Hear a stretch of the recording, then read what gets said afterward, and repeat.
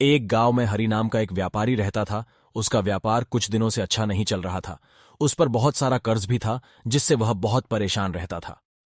एक दिन हरि ने धन कमाने के लिए परदेश जाने का विचार किया। हरि ने अपना गांव छोड़ने से पहले अपनी सारी जमीन जायदाद बेचकर अपना कर्ज उतार दिया। अब हरि के पास केवल एक लोहे का तराजू बाकी था। उसने सोचा, तराजू जो व्यापार का आधार है, इसे बेचना ठीक नहीं। ऐसा करता हूं, इसे अपने दोस्त भीमा के पास रख देता हूं। हरि भीमा के घर पहुंचा और भीमा से कहा, मित्र, बीमा में व्यापार करने परदेश जा रहा हूं, तो सोचा यह तराजू तुम्हारे पास रख दो। परदेश से वापस आते समय मैं तुमसे यह ले लूंगा। भीमा, कोई बात नहीं मित्र, जैसा देकर जा रहे हो ठीक वैसा ही मिलेगा। अब हरि दूर परदेश जाने के लिए निकल गया। वहां उसने बहुत मेहनत की और कुछ ही दिनों में उसने बहुत सारा धन जमा कर लिया। और हरि ने सोचा कि अब उसने बहुत सारा धन जमा कर लिया है, उसे अपने गांव लौट जाना चाहिए। ऐसा सोचकर वह वापस जाने को तैयार हो गया। गांव पहुंचते ही वह भीमा के घर गया। हरि को देखकर भीमा थोड़ा घबराया, पर उसने चालाकी से हरि का हाल पूछा। मित्र, हरि, तुम्हारी प्रदेश यात्रा कैसी रही?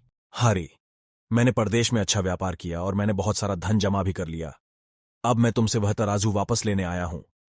भीमा यह सुनकर थोड़ा घबराया और घबराते हुए बोला, वो तराजू तो चूहे कहाँ गए? हाँ, वह तराजू तो चूहे कहाँ गए? मैंने सोचा था तहखाने में तराजू सुरक्षित रहेगा, पर वहां तो उसे चूहे खा गए। हरि समझ चुका था कि भीमा के मन में बेईमानी आ गई है, पर अब उपाय कुछ नहीं था। कुछ देर सोचने के बाद हरि ने कहा, चलो मित्र, मैं एक बार नदी में स्नान करने जा रहा हूं। वैसे मैं अकेला जा रहा हूं, तो क्या तुम अपने लड़के को मेरे साथ भेज सकते हो? वापस आते समय ने उसे तुम्हारे घर छोड़ दूंगा। भीमा ने सोचा, चलो, मामला आसानी से टल गया और उसने अपने बेटे को हरि के साथ भेज दिया। थोड़ी दूर जाने के बाद हरि ने लड़के से कहा, बेटा, तुम थोड़ी देर यही रुको, कहीं जाना मत। और हरि वापस भीमा के घर जा पहुंचा। हरि को अकेला आता देख पूछा, मेरा लड़का, मेरा बेटा कहाँ है? वह तो तुम्हारे साथ गया था ना?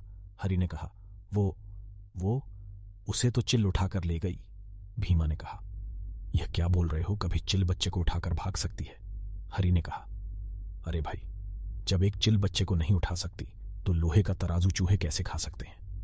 यह सुनते ही भीमा को अपनी गलती का एहसास हुआ तथा उसने मान लिया कि उसने अपने मित्र के साथ धोखा किया। उसने माफी मांगी और अब हरि ने उसका बेटा लौटा दिया और भीमा ने उसका लोहे का तराजू भी वर्टिकल बार। तो बच्चों, इस कहानी से हमें शिक्षा मिलती है कि जैसी करनी वैसी भरनी।